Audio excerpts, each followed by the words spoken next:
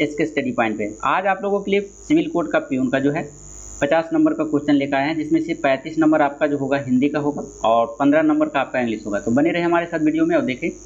चलिए देख लीजिए, पहला क्वेश्चन आपसे कहा जा रहा है कि उसने कहा कि मैं परिश्रमी हूँ का सरल वाक्य क्या होगा। तो सरल वाक्य हो जाएगा ऑप्शन नंबर ए। सरल वाक्य किसे कहते हैं? जो पॉजिटिव सेंस देता है वो सरल वाक्य कहते हैं। जैसे चाहे वो प्रेजेंट में हो, फ्यूचर में हो, पास्ट में हो, तो सरल वाक्य होता है। इसके लिए प्रॉपर वीडियो हम डाल चुके हैं, आप चाहे तो वहाँ पर प्लेलिस्ट में आपको मिल जाएगा और वहाँ से भी देख सकते हैं कि कौन सरल वाक्य है, कौन मिश्रित वाक्य है। चलिए अगला क्वेश्चन है दिया हुआ, दूसरा नंबर क्वेश्चन है परसर्ग में कौन सा उपसर्ग है। परसर्ग में पूछ रहा है उपसर्ग कौन है। तो देखिए इसमें उपसर्ग की बात करें तो जो पहला शब्द होता है वह उपसर्ग होता है। इसको खंड करें तो पर प्लस सर्ग। तो ये जो पहला शब्द होता है किसी भी वाक्य के तो वह उपसर्ग कहलाता है। तो इसमें पहला हो जाएगा ए, पर हो जाएगा उपसर्ग। वही अगर सर्ग की बात करें तो जो लास्ट में होता है वो प्रत्यय होता है। अंतिम जो होते हैं शब्द के अंतिम तो वो प्रत्यय होते हैं। तो प्रत्यय और उपसर्ग हमेशा पूछ दिया जाता है। अगला क्वेश्चन है 3 नंबर में। चलिए निम्न में से योग रूढ़ शब्द का उदाहरण दीजिए। योग रूढ़ तीसरा नंबर देख लीजिए। तीसरा नंबर का भी एक हो जाएगा मनोज। योग रूढ़ शब्द, योग रूढ़ का भी प्रॉपर वीडियो डाला हुआ है, एक ही वीडियो में मिल जाएगा पूरा वीडियो, आप वहां से जा करके देख सकते हैं। चलिए 4 नंबर क्वेश्चन में चलते हैं। 4 नंबर में कहा रहा है निम्नलिखित में से कौन सा देशज शब्द है। देशज शब्द कहा जाता है जो अपनी देश का शब्द होता है। जैसे ऑप्शन नंबर डी डोंगा, ये सब हमारी देश की भाषा है, तो इसीलिए हो जाएगा देशज शब्द। अगला क्वेश्चन है 5 नंबर में। 5 नंबर में आपसे पूछा जा रहा है कर्म में तत्पर रहने वाला इस वाक्यांश के लिए एक शब्द होगा। कौन सा शब्द होगा? ऑप्शन नंबर ए कर्मठ, जिसको कहा जाता है कर्म में तत्पर रहने वाला को कर्मठ कहा जाता है। अगला क्वेश्चन है 6 नंबर में निम्नलिखित शब्दों में से पुल्लिंग शब्द की पहचान कीजिए। पुल्लिंग शब्द इनमें से कौन है? तो देखिए बचपन जो है एक पुल्लिंग शब्द है, ऑप्शन नंबर सी हो जाएगा। अगर हम बात करें संस्कृत में लिंग का अर्थ चिन्ह होता है। संस्कृत में अगर हम बात करें लिंग तो लिंग का अर्थ क्या हो जाता है? चिन्ह या निशान होता है। अगला क्वेश्चन है और उसी प्रकार से हिंदी में बात करें तो हिंदी व्याकरण में लिंग जो होते हैं 2 प्रकार के होते हैं, पुल्लिंग और स्त्रीलिंग। अगला क्वेश्चन है 7 नंबर में दर्शनीय शब्द किस प्रत्यय के योग से बना है? दर्शनीय, तो ऑप्शन नंबर सी हो जाएगा। देखिए इससे पहले आपको पूछ दिया था उपसर्ग, अभी पूछ दिया है प्रत्यय। तो प्रत्यय जो कहे थे कि लास्ट वाले पद में होता है, इसको अगर खंड कीजिएगा तो दर्शनीय, दर्शन जोड़ ईए, दर्शनीय, ईए आ जाता है, ऑप्शन नंबर सी हो जाएगा। अगला है 8 नंबर में अष्ट धातु में कौन सा समास है। समास का भी प्रॉपर वीडियो डाला हुआ है, आप चाहे तो देख सकते हैं। देखिए ऑप्शन नंबर ये द्विगु हो जाता है। अष्ट मने देखिए यहाँ से आप पकड़ लेंगे कि किस प्रकार से अष्ट मने 8 होता है। तो जिस शब्द में आपको संख्या मालूम चल जाए वह जो होता है द्विगु समास होता है। ऑप्शन नंबर ये सही आंसर है। जिसमें कंजक्शन जुड़ा हुआ रहता है वो हो जाए द्वंद्व समास, जैसे और रहेगा, तथा रहेगा, एवं रहेगा, है ना। और उसी पर जो पुरुषों की प्रधानता बतावे तो उसमें तत्पुरुष हो जाएगा। चलिए अगला क्वेश्चन है निम्नलिखित विकल्पों में से कवि और कविता किसका निबंध है। कवि और कविता जो निबंध है ऑप्शन नंबर बी हो जाएगा, महादेवी प्रसाद वर्मा का। अगला क्वेश्चन है 10 नंबर में स्वतंत्र में कौन सा उपसर्ग है। फिर उपसर्ग पूछ दिया गया है तो ऑप्शन नंबर बी हो जाएगा, सो हो जाएगा, सो जोड़ तंत्र होता है।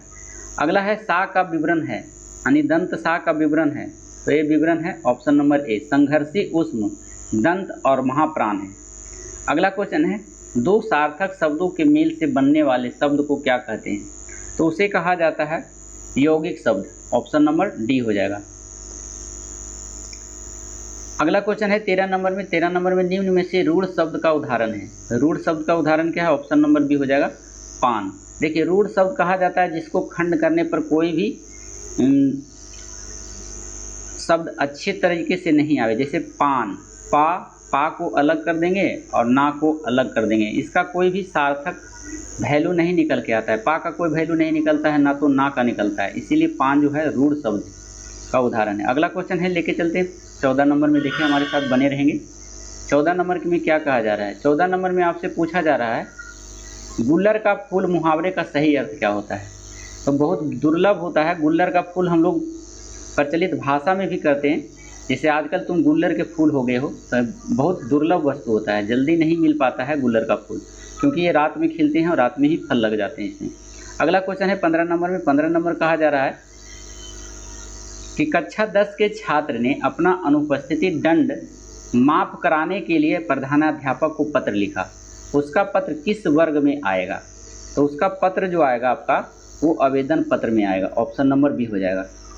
चलिए 16 नंबर में कह रहा है कार्यालय आदेश में अधिकारी का हस्ताक्षर किस स्थान पर आएगा? तो कार्यालय का हस्ताक्षर जो आता है वह नीचे दाहिने ओर होता है कार्यालय में।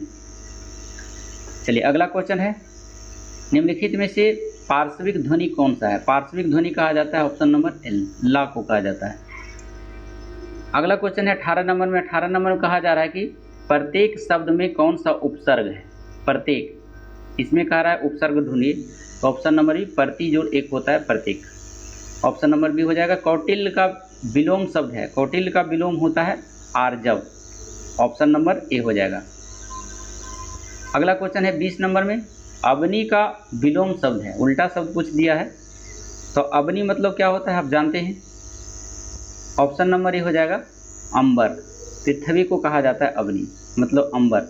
अगला क्वेश्चन है निम्न में से कौन सा अज्ञानी का पर्याय नहीं है, यानी पर्यायवाची शब्द नहीं, अज्ञानी, अज्ञानी का पूछ दिया है, तो 21 का सी हो जाएगा भिज्ञ। भिज्ञ जो है इसका जो है पर्यायवाची शब्द नहीं है, पर्याय नहीं है, क्योंकि अज्ञानी को मूर्ख भी कहा जा सकता है, अनभिज्ञ भी कहा जा सकता है, यज्ञ भी कहा जा सकता है, लेकिन भिज्ञ नहीं कहा जा सकता है, इसलिए ऑप्शन नंबर सी हो जाएगा। 22 नंबर में देख लीजिए निम्नलिखित में से कौन सा निसंकोच शब्द में प्रयुक्त संस्कृत उपसर्ग है?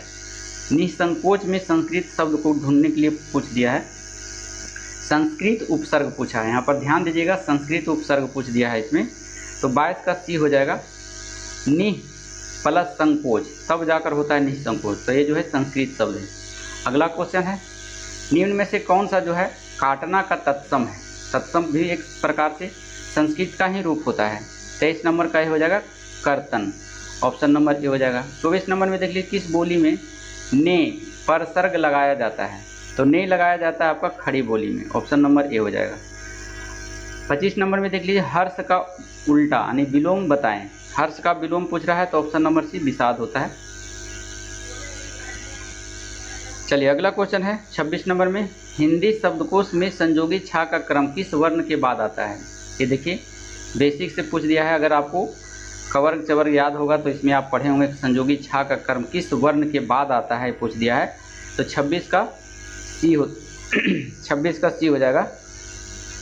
देखिए कैसे, का प्लस छा होता है तब जाके संयोगी छा होता है, का हलंत प्लस छा, संयोगी छा यानी का हलंत प्लस मूर्धन्य सा को ऐड करते हैं तब जाके सा बनता है, तो ऑप्शन नंबर इसमें 26 का सी हो जाएगा। 27 नंबर में देख लीजिए स्टेशन किस भाषा का शब्द है? तो स्टेशन जो है ऑप्शन नंबर अंग्रेजी भाषा का शब्द है। चलिए 28 नंबर में जो समाप्त हो गया है उसके लिए एक शब्द होगा, कौन सा शब्द होगा? ऑप्शन नंबर बी, 28 का भी हो जाएगा, जो समाप्त हो गया है उसे कहा जाता है इतिश्री। चलिए अगला क्वेश्चन है जो लुप्त हो गया है इसके लिए एक शब्द कौन सा आएगा? तो 29 का भी हो जाएगा विलुप्त, जो लुप्त हो गया उसको विलुप्त की संज्ञा में भी रखा जाता है। अगला क्वेश्चन है 30 नंबर क्वेश्चन में चलते हैं लेकर के आपको। 30 नंबर में देख लीजिए क्या कह रहा है। 30 नंबर में कह रहा है अर्थ के आधार पर शब्द कितने प्रकार के होते हैं? तो अर्थ के आधार पर जो शब्द होते हैं वो 2 प्रकार के होते हैं, एक होता है सार्थक और एक होता है निरर्थक, तो इसे याद रखेंगे। चलिए 30 नंबर से है आपका जो है गद्यांश है, आप लोग गद्यांश का शॉर्ट स्क्रीन ले लें और उसके बाद बनाने का प्रयास करें। चलिए देख लीजिए, ले लिए होंगे। चलिए देखिए अब यहाँ से है जो बनाने का प्रयास कीजिए। 31 नंबर में कह रहा है कि किस पुराण में मनोजन्मा देवता की कथा लिखी गई थी? तो ये लिखी गई थी वामना पुराण में, ऑप्शन नंबर डी। आप इसमें पढ़ेंगे तो आपका आंसर इसमें मिल जाएगा। अगला क्वेश्चन 32 नंबर में है, भारत को महामानव समुद्र क्यों कहा गया है? तो महामानव समुद्र कहा गया है ऑप्शन नंबर सी, जातियों की अधिक संख्या होने के कारण इसको कहा गया है महामानव समुद्र। अगला क्वेश्चन है 33 नंबर में, हिंदू रीति डैश उपादानों का मिश्रण है? किसका उपादानों का मिश्रण है? तो आर्य तथा आर्योत्तर के मिश्रण है। अगला क्वेश्चन है, मनोजन्मा शब्द का प्रयोग किस देवता के लिए किया गया है? तो ये किया गया है आपका कामदेव देवता के लिए, ऑप्शन नंबर डी हो जाएगा। चलिए धनुष का हीरे वाला भाग धरती पर गिरने से किस रूप में परिवर्तित हो गया है? तो ये परिवर्तित हो गया है मैलसरी के फूल में, ऑप्शन नंबर सी हो जाएगा। 36 नंबर में चलते हैं। 36 नंबर में देख लीजिए क्या कहा जा रहा है, हमारे साथ जुड़े रहेंगे। 36 नंबर में देख लीजिए, 36 नंबर में आपसे पूछा गया है, आपका इंग्लिश आ गया 36, 35 तक हिंदी होता था और 36 में आपका इंग्लिश है। चलिए देख लीजिए इंग्लिश क्या कह रहा है। इंग्लिश में आपसे पूछा जा रहा है कि select the most appropriate meaning of the given item. Item से आपको पूछ दिया है सेल लाइक हॉट केक्स, मतलब इसका क्या हुआ, धड़ल्ले से कोई चीज़ बिक जाना। आप लगाएं ठेला, धड़ल्ले से वो चीज़ बिक जाए, उसी को कहते हैं सेल लाइक हॉट केक्स। तो इसका एक प्रकार से सिनोनिम ही होता है। आइटम फ्रेज जो होता है एक प्रकार से समानार्थी शब्द होता है, तो इसी के जैसा जो है सेंस वाला इसमें मीनिंग खोजना है। Sell very slowly, sell very fast, तो देखिए यहाँ पर ये वाला सही हो जाएगा, सेल वेरी फास्ट है ना, धड़कते से बिक जाना या बहुत तेज़ी से बिक जाना। अगला क्वेश्चन है 37 नंबर में, identify the segment in the sentence which contain एक ग्रामेटिकल एरर। आपका ग्रामेटिकल एरर किस में है, आपको ये वर्ड दिया गया है, इसमें से आपको चूज करना है। देखिए इसमें क्या कह रहा है, we should focus on only one thing in the time. तो देखिए जब भी टाइम आता है किसी सेंटेंस में, तो टाइम के साथ अपनी पहले जो प्रीपोजिशन ऑन आता है, इन कभी नहीं आता, तो यहाँ पर ऑन का हो जाएगा। तो इन द टाइम है जो आपका एरर है, ऑप्शन नंबर इसका हो जाएगा बी। चलिए अगला क्वेश्चन है, select the most appropriate the one word substitution for the given group of words. आपका वन वर्ड सब्स्टिट्यूशन पूछ दिया है, one who reads a lot, कहता है एक जो व्यक्ति होता है किताबी कीड़ा होता है, इसका मतलब यही हुआ one who reads a lot, बहुत पढ़ता है मतलब किताबी कीड़ा है। तो इसी के समानार्थी शब्द देख लीजिए, बुक वार्म कहा जाता है किताबी कीड़ा को। चलिए अगला क्वेश्चन है 39 नंबर में, select the incorrectly spell word है, आपका है जो गलत वर्ड को चूज करना है। तो इसमें देखिए एक कंपटीटर जो है आपका गलत दिया हुआ है। कंपटीटर मतलब यहाँ पर आई नहीं होगा, यहाँ पर ई का यूज होगा, तब जाकर सही होगा, इसलिए ऑप्शन नंबर सी है। अगला क्वेश्चन है, select the most appropriate one word substitution for the given group of words. फिर आपका दिया गया है वन वर्ड सब्स्टिट्यूशन, आपको एक वर्ड में आंसर देना है। जैसे कह रहा है, make impure by the adding inferior substance, किसी चीज़ में मिलावट करना तो अशुद्ध हो जाता है, इम्प्योर हो जाता है। किसी चीज़ को अगर मिलावट कर देते हैं वो अशुद्ध बन जाता है, तो उसे क्या कहा जाता है, उसे कहा जाता है एडल्ट्रेट। ऑप्शन नंबर बी हो जाएगा 40 का, एडल्ट्रेट माने होता है मिलावट। अगला क्वेश्चन है 41 नंबर में, select the most appropriate the synonym of the given word.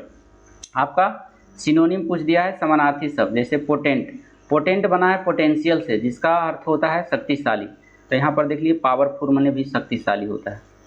अगला क्वेश्चन दिया हुआ है, select the most appropriate meaning of the given item. फिर आइटम आ गया है break new ground. Break new ground का अर्थ पहले जानना होगा क्या होता है, नया खोज करना या नई खोज करना। तो डू और डिस्कवर समथिंग न्यू, कुछ नया खोज करना, ऑप्शन नंबर ए हो जाएगा। चलिए select the most appropriate the antonym of the given word.